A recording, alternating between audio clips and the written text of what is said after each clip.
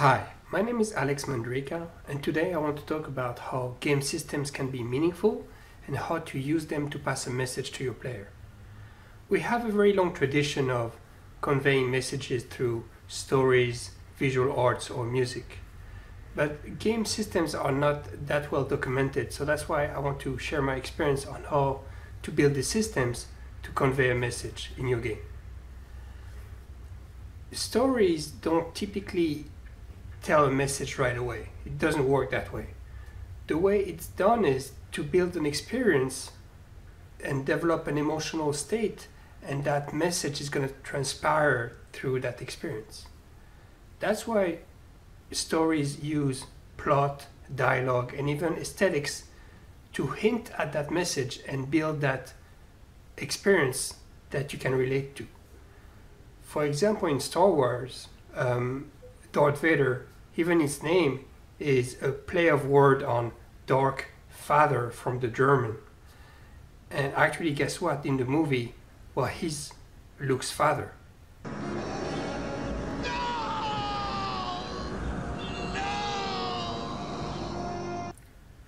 In stories, we experience the conflict of the characters through empathy. And that's how we get the meaning from. But in games, it's really different because we face that conflict ourselves and we have to make these decisions firsthand. So it's really different, and the question is, can interaction convey a message? If you look at very abstract and simple games, they typically just put you in a situation and ask you to try to win. In chess, well, the backstory is that you're the king of that army, but it doesn't matter at all how much of your troops you sacrifice in order to achieve victory. It's very similar to Monopoly, where you're trying to beat your opponents, and you might actually have to do very nasty things in order to do it, because the meaning of these games is that try to win with any means necessary. Some games want to convey a deeper meaning, and for example, there's the case of Brenda Romero. She wanted to actually explain her kid what happened during the Middle Passage, that moment in history where they took slaves from Africa and took them across the Atlantic to America. And she couldn't explain her because sometimes words fail. So she built that game where you have that boat and tons of people on it, and you have to take it across the Atlantic, and every day you consume food. And her kid at one point realized that, oh, but we're not going to make it, we don't have enough food.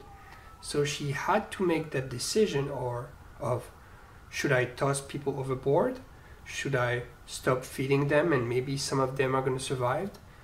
And by having to face that decision herself, she actually realized what happened in a way that her mother couldn't explain it through word.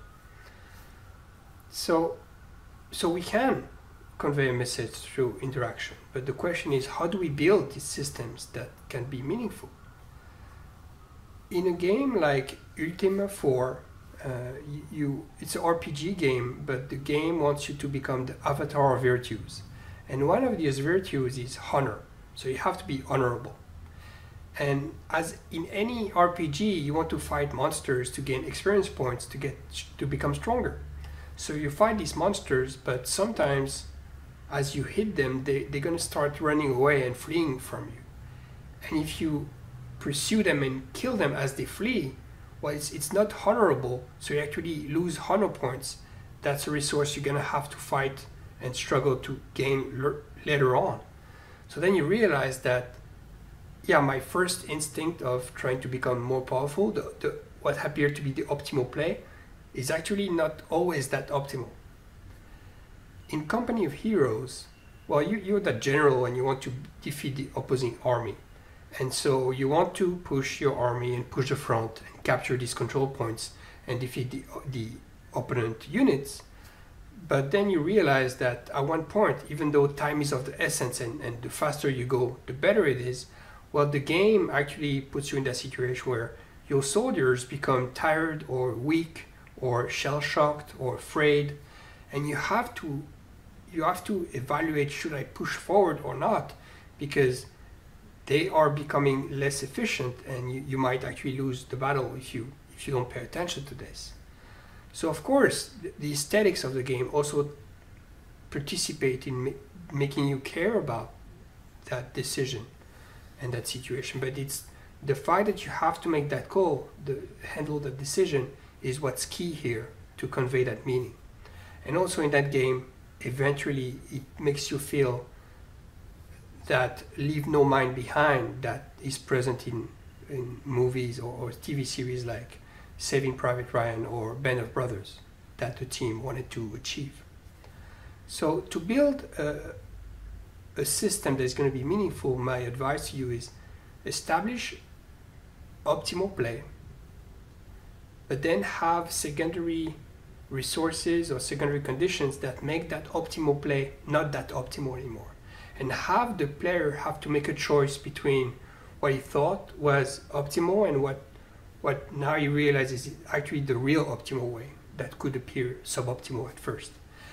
And when the player has to make that decision and face that new paradigm, that's when he's going to realize that the problem was not what he thought it was, and that might lead him to face a transformation, and that's when you really convey meaning.